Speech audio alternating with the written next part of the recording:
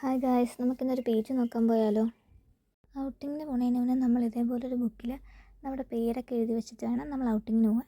അങ്ങനെ പേരൊക്കെ എഴുതി വെച്ച് നമ്മൾ പയ്യെ ഇറങ്ങി. രാവിലെ ഒന്നും കഴിക്കാത്തതുകൊണ്ട് തന്നെ നേരെ ഫുഡ് കഴിക്കാനായിട്ടാണ് പോയത്.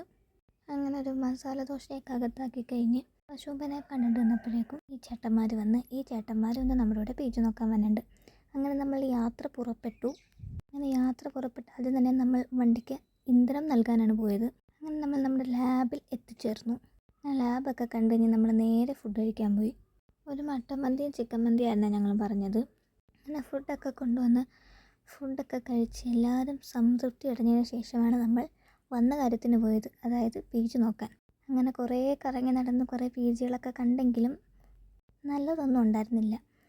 നമുക്ക് തിരിച്ചു വരാനായിട്ട് റെസ്ട്രിക്ഷൻസ് എല്ലാം കൊണ്ടിട്ട് നമ്മൾ പെട്ടെന്ന് അവിടെ നിന്ന് ഇറങ്ങി, അല്ലെങ്കിൽ നമ്മൾ ഹോസ്റ്റലിൽ എത്തൂലേ. വണ്ടി കയറിയപാടെ ഒരുത്തൻ അവിടെ കിടന്നുറക്കമായി. ഒരുത്തനിവിടെ വണ്ടി ഓടിച്ചുകൊണ്ടിരിക്കുവാണ്. അങ്ങനെ വണ്ടി ഓടിച്ച് നമ്മൾ സ്ഥലത്തെത്തി.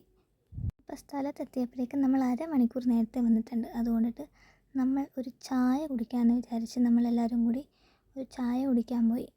എന്നിട്ട് അവിടെ നിന്ന് ചായയൊക്കെ കുടിച്ച് നേരെ ഹോസ്റ്റലിലോട്ട് പോയി.